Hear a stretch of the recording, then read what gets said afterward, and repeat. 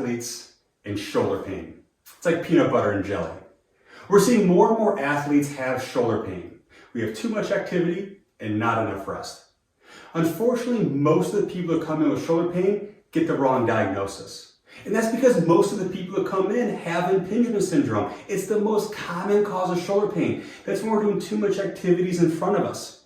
Whether it's a sport, a repetitive activity, or also a postural syndrome, we see anterior impingement syndrome all the time.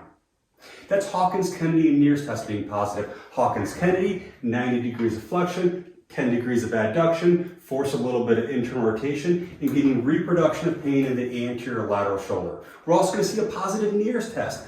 Full internal rotation, jam down on the clavicle, and go in through full humeral flexion and looking for reproduction of symptoms. Some people don't have that though. They have internal impingement syndrome.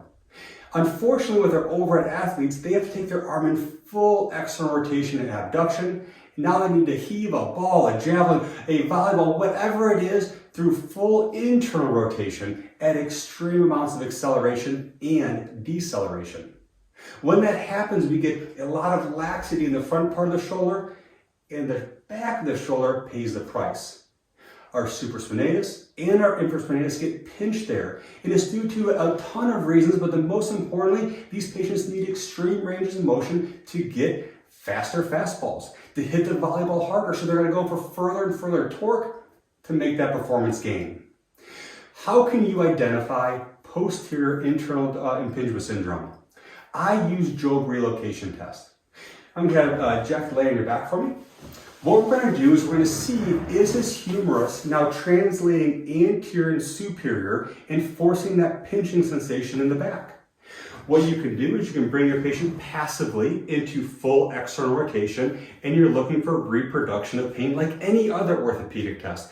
If that happens, now we can take his arm and we can now centrate that glenohumeral joint, pushing it down posterior and inferior, and see if that helps improve his symptoms.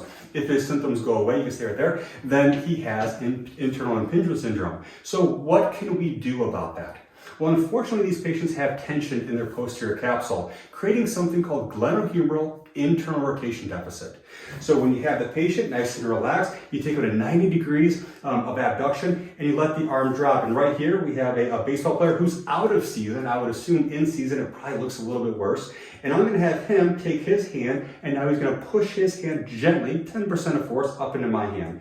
Now he's pushing, we're gonna hold for about 7 seconds and relax and go a little further. He's gonna push up again, hold for 7 seconds, relax, and go a little further. So if he has rotation deficit on the side, we can utilize this kind of treatment to help improve that deficit.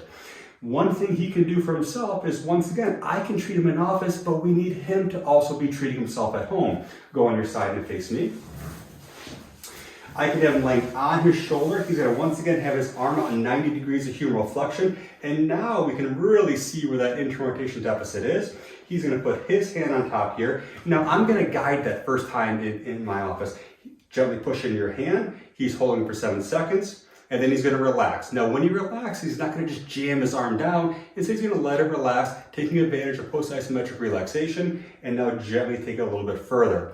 Push up again, hold for 7 seconds, relax, and repeat. Usually, you can go on your back for me, usually 4 to 6 of those throughout the day, maybe 2 or 3 times throughout the day, will significantly help that rotational deficit.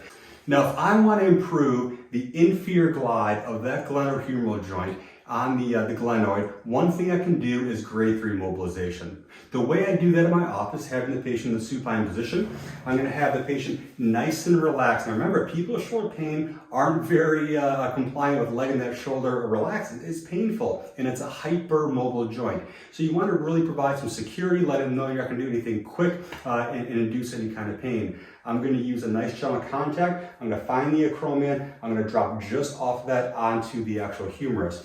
And what I'm going to do, normally I'd be right in front of him, but for demonstration purposes, I'll be off to the side. I'm going to let him nice and relax. And now I'm going to provide some inferior glide to that humerus upon the glenoid.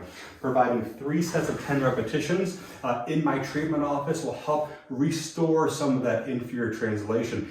The rotator cuff needs that. Unfortunately, when you have tension in the posterior capsule And with the overhead athletes having a lot of tension at inferior glenohumeral ligament, it can lead to a lot of dysfunction with this motion.